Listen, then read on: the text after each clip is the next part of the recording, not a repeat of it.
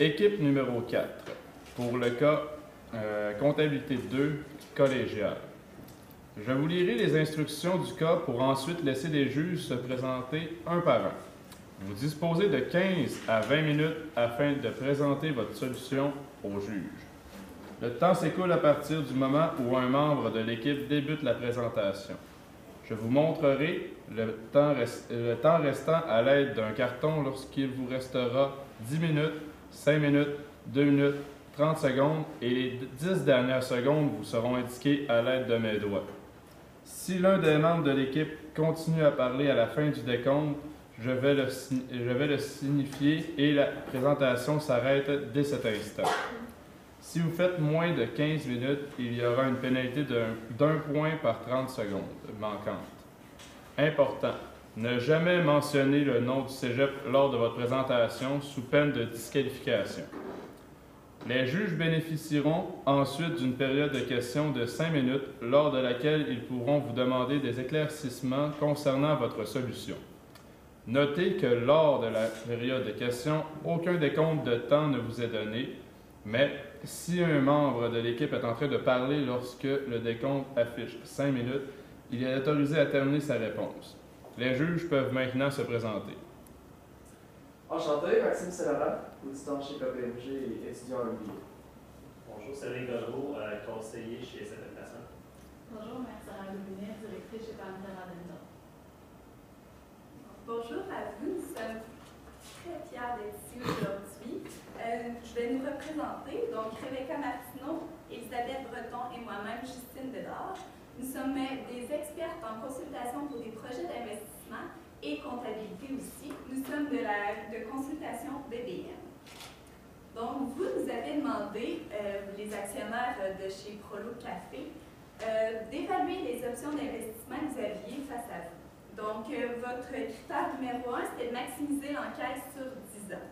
Donc, on en a tenu compte dans nos calculs. Ensuite, vous vouliez que nous donnions notre avis au sujet des registres comptables, puisque votre comptable avait peu d'expérience pour le moment. Alors, on va vous donner des exemples de comptabiliser, puis notre avis aussi sur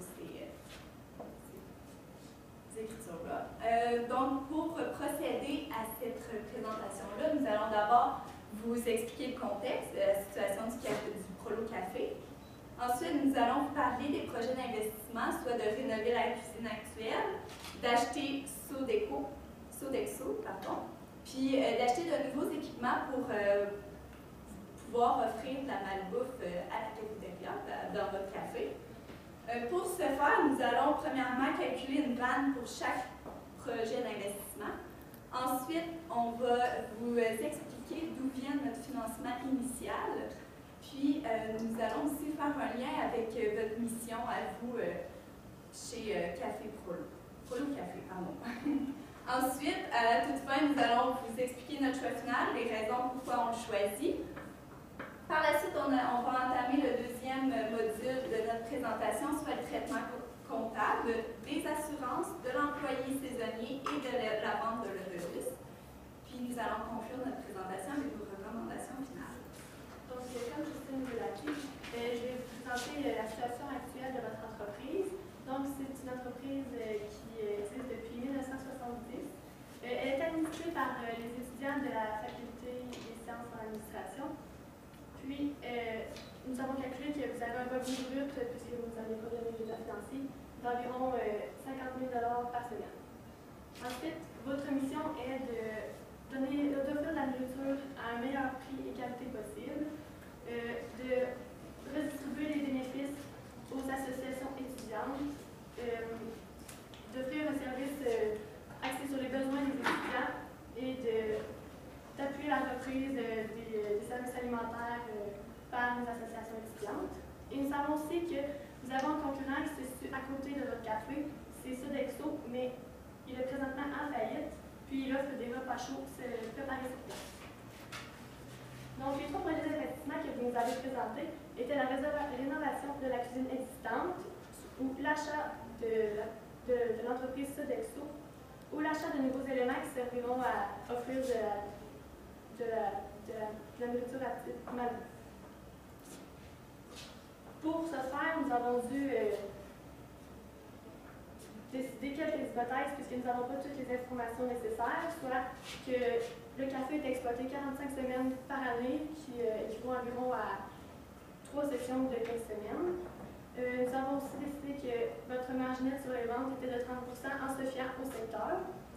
Puis, nous avons fait l'hypothèse que les prêts étaient remboursés sur une période de 10 ans. Donc, on va y aller pour le premier projet d'investissement, soit la rénovation de la cuisine existante. Pour notre investissement initial, on a pris en compte de différents éléments, soit le déplacement des équipements déjà lieu, il y avait un certain montant à rattacher. Ensuite, les achats de nouvelles fournitures, puis la formation qu'il va avoir, parce que maintenant, ça va être les employés qui vont cuisiner. Donc, il va y avoir une certaine formation, donc c'est leur salaire plus les charges sociales. Ça, c'est notre investissement initial. Ensuite, on va avoir un flux monétaire annuel. On a pris en compte de 2 éléments, soit l'augmentation des revenus nets d'un montant d'environ 400 000 $, puis le remboursement du prêt pour notre investissement initial. On arrive donc, après tous ces calculs, à une vanne de 3 millions de dollars après les 10 ans d'année.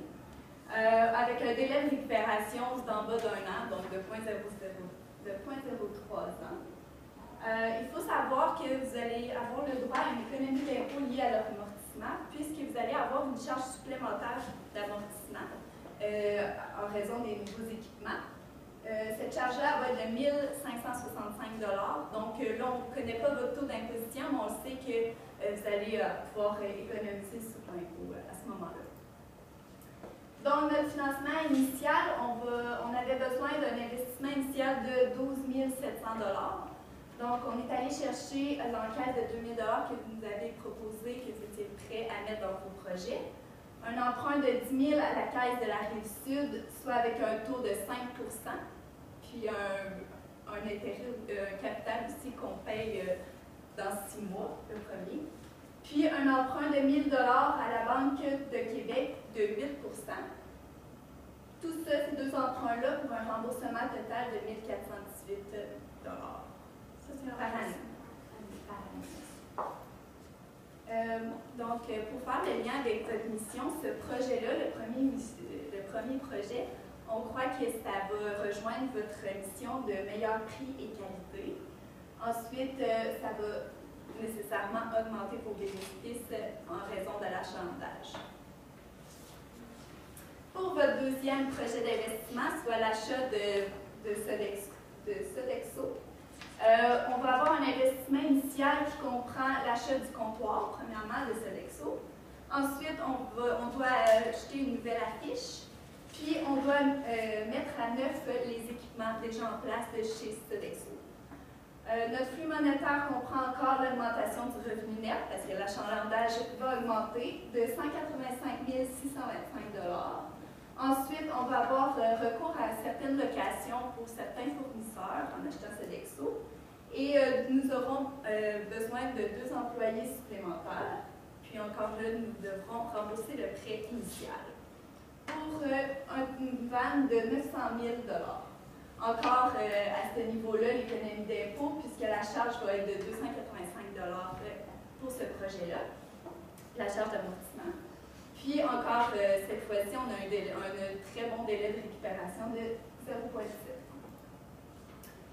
Donc, notre investissement initial il va être financé soit par notre investissement initial de 20 998 $ va être financé encore par l'encaisse de 2 000 $ que vous êtes prêts à mettre, un don de 5 000 $ d'entrepreneuriat Laval qui vous l'offre, plus un emprunt de 14 000 $ pour aller chercher le solde de l'investissement à 4 % pour un remboursement total annuel de 1 726 $.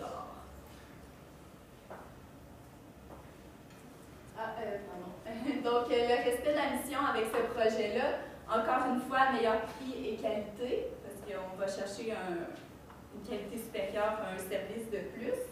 On va augmenter les bénéfices, puis on va appuyer la reprise des services alimentaires par les étudiants, les associations. Donc, vous vouliez que là, présentement, c'est un sous-traitant externe qui vient dans l'établissement, mais vous vouliez qu'on ait des associations étudiantes plus qui s'en occupent. Donc, ça permettrait ce point de mission-là.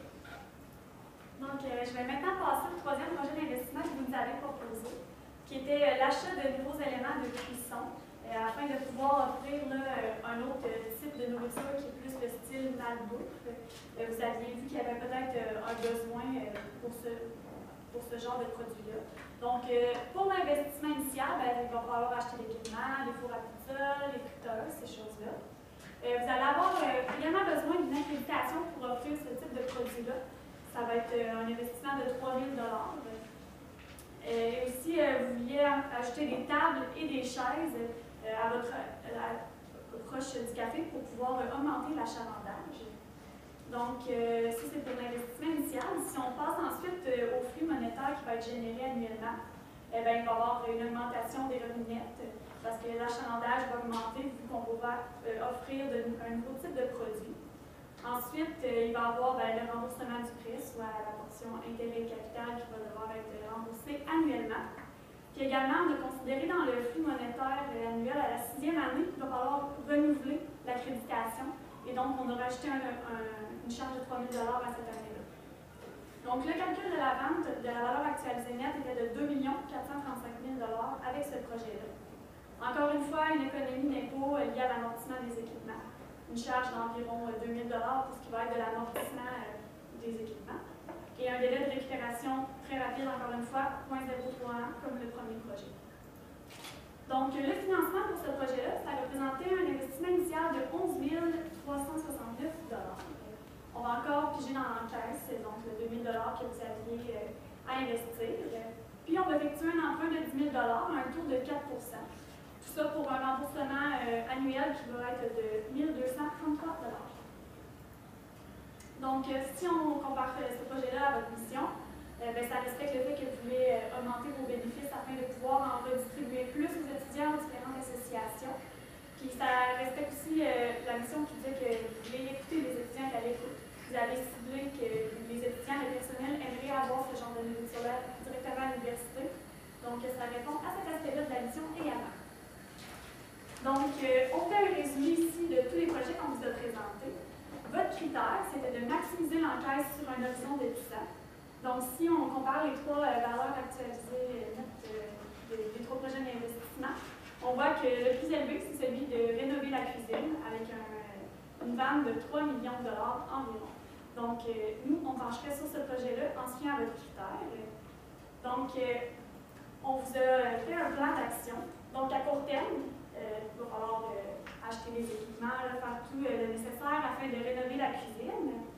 Et on vous conseillerait de réinvestir une bonne part des profits. Vous avez dit que vous pourriez investir ces fonds-là à 1 Donc, on vous conseillerait de faire une bonne partie des profits, de les conserver et d'aller les placer.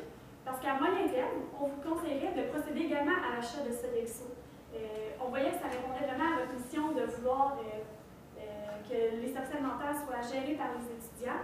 Puis en plus, il fait faillite, donc il va fermer. Si ce n'est pas nous qui l'achète, ça peut être une autre concurrence. Puis dans ce cas-là, on ne sait pas ça va être quel genre de produit, puis ça pourrait faire diminuer là, votre achalandage. Donc, à moyen terme, vu que le premier projet va rapporter énormément de flux monétaires, on croit que vous seriez capable à moyen terme de réinvestir et de procéder également à l'achat de Sodexo. Et à long terme, c'est de continuer à respecter votre mission, à faire tout pour en redonner toujours plus aux étudiants et à innover afin de garder votre achalandage. Donc, nous allons passer au traitement comptable des situations que vous nous avez données. Pour les assurances, vous devriez, pour le paiement qui est à chaque 6 mois, l'écriture devrait être assurance payée d'avance à l'encaisse de 1 333 ce qui était le montant de 8 000 divisé par 6. Et à chaque fin de mois, vous devriez faire une régularisation pour bien répartir les charges par rapport à l'utilisation. Qui serait de l'assurance à assurance payée d'avance d'un montant de 222 Pour l'employé qui est saisonnier et qui fait le jardinage à l'extérieur, nous le payons vous le payez en début d'année, pardon. C'est un versement de son salaire de 8 000 Ce serait l'écriture salaire payé d'avance à l'encaisse. Puis par la suite, lorsqu'il effectue vraiment le travail de mai à octobre, ce serait des versements, pas des versements, pardon, de faire l'écriture salaire à salaire payé d'avance pour le retirer du salaire payé d'avance, puis ça devienne vraiment une charge lorsqu'il accomplit le travail. Donc maintenant, on va passer au problème de l'autobus. Donc quand vous avez vendu l'autobus, il va falloir que vous radiez cette immobilisation-là de vos livres. Donc il y avait une partie que l'autobus avait été comptabilisé au coût d'acquisition, soit à 400 000 qui est la part de crédit de l'écriture. Puis vous avez aussi un compte amortissement accumulé, puisque vous amortissiez cette immobilisation-là linéairement. Donc, au bout de 3 ans, elle était rendue à 60 000 Donc, ça va être important de radier ces deux comptes-là afin que l'autobus soit plus dans nos livres. Puis, lorsqu'il va payer une partie comptable, donc l'encaisse va augmenter de 40 de la juste de valeur marchande. On n'avait pas le prix de vente exact, là, ça sera vérifié pour l'écriture exacte. Et pour le reste, ça va être un effet à recevoir. Puis lorsqu'on va recevoir le paiement de cet effet à recevoir-là, on va faire caisse et on va diminuer l'effet à recevoir afin de s'assurer que tout soit bien comptabilisé dans le livre. Donc, toutes ces écritures-là, il faut qu'elles soient faites conformément au PCGR et les principes comptables généralement reconnus. Donc, pour ce qui était des premières écritures, c'était de s'assurer qu'il y avait un bon rattachement des charges aux produits. Pour ce qui était des assurances, par exemple, aussi de l'employé qu'on payait. Puis aussi, il y a le principe de coût d'acquisition, pour ce qui était de l'autobus, s'assurer qu'il était comptabilisé là, vraiment au coût qu'on avait acquis. Puis, donc, ça fait le tour des principes. Nous sommes donc rendus à résumer la présentation en gros. Donc, pour le premier module, vous nous avez proposé 3 projets d'investissement, soit rénover la cuisine, acheter Sodexo ou acheter des équipements plus pour faire de la malbouffe. Ben, pas faire de la malbouffe, mais servir des plats de malbouffe. Ensuite, notre conclusion à ça, c'est de rénover la cuisine, premièrement, pour maximiser l'encaisse, puisque c'était vraiment votre premier critère le plus important. Nous avons pensé à une solution pour vraiment aller chercher votre mission de redistribuer les associations dans l'établissement qui s'en occupent. Donc, à moyen terme, nous, on vous conseillerait fortement d'acheter Sodexo, de prendre l'opportunité et de l'acheter. Puis, pour le deuxième bloc, donc, on a parlé de vos traitements comptables. On vous a parlé des exemples d'écriture que vous devriez procéder à chaque fin de mois, régularisation ou au moment de la transaction. Puis, tout ça pour respecter les PCGR, qui sont les principes comptables généralement reconnus. Donc, c'est ce qui termine notre présentation. On espère que ça vous a grandement aidé. Donc, merci. Merci. Donc, je ne sais pas si vous avez des questions maintenant. Yes, c'est un projet intéressant. C'est certain qu'on va essayer d'aller au fond de votre présentation puis essayer d'aller chercher des précisions. Moi, en premier lieu, j'aimerais peut-être revenir sur votre écriture de l'autobus. Vous avez pris pour acquis que c'était une perte sur disposition. Probablement que vous prenez pour acquis qu'on vendait en dessous de la valeur comptable de Oui, c'est ça qu'on s'est dit. Nous, on s'est dit qu'une autobus, c'est très rare que ça prendrait de la valeur. Souvent, c'est un bien qui va en perdre. Donc, c'est ça. Donc, on a considéré que ça serait une perte sur disposition. Mais si vous réussissez à vendre plus cher, donc on écrirait un gain sur disposition qui se retrouverait alors au crédit de l'écriture. OK. Et puis, je suis curieux aussi de savoir, vous constatiez seulement la charge pour l'entretien, sur l'entretien paysager, je pense, durant les 4 mois. C'est quel principe comptable qui a fait en sorte que vous avez seulement constaté durant ces 4 mois-là? Dans le fond, un bel aménagement, ça va peut-être nous rapporter des produits parce que les gens vont être plus portés à venir à notre café. Donc, nous, on s'est dit qu'on voulait rattacher cette charge-là aux produits qui vont être générés. Donc, l'aménagement va nous rapporter des produits pendant 4 mois. Donc, on va comptabiliser la charge durant ces 4 mois-là. C'est vraiment, on a utilisé le principe de rattachement des charges aux produits, comme on l'avait mentionné. Parfait. Merci mon collègue Cédric Joseph avec moi un petit peu. Question, partant au bas, je vois l'économie des taux liés à l'amortissement. Par contre, on parle ici d'un café étudiant, donc un VNL. Expliquez-moi un peu votre raisonnement par rapport à ça. Au point de vue fiscal, c'est possible, quand on fait l'état des résultats, d'aller chercher une charge d'amortissement qui s'appelle la production pour amortissement. Donc, ça va être lorsque vous allez faire votre état des résultats au point de vue fiscal que vous allez avoir droit à une économie d'impôt. Puisque vos revenus vont être moins élevés en raison de cette charge-là.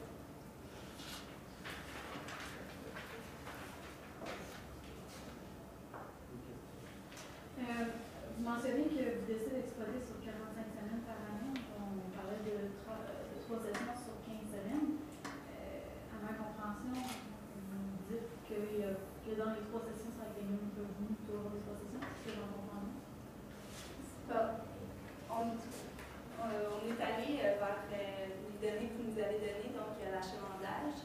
On parlait vraiment de l'année entière selon vos calculs, donc on les a vraiment répartis. On les a répartis également, mais au final, durant l'année, ça revient au revenu total quand même. On a fait des estimations, on n'avait pas toutes les données, ça serait possible avec les données exactes de faire les calculs. C'est sûr qu'il y a moins d'élèves l'été.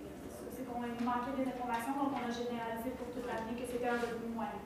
On a considéré que les informations qu'on avait. Parfait. Quand vous calculiez l'augmentation des revenus sans arriver à celle à votre chiffre, c'était quoi un peu votre méthode de procédé? Donc, on considérait une augmentation de l'achalandage. Ouais.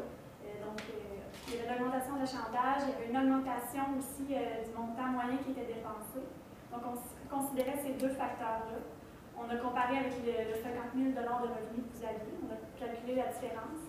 Puis de ce revenu-là, on a pris la portion profit. Avec le 30 Oui, c'est ça qu'on avait mis dans les hypothèses, le 30 là, qui est notre marge nette. Là. Parfait. On a considéré ça pour l'augmentation des revenus qu'on met dans les fonds.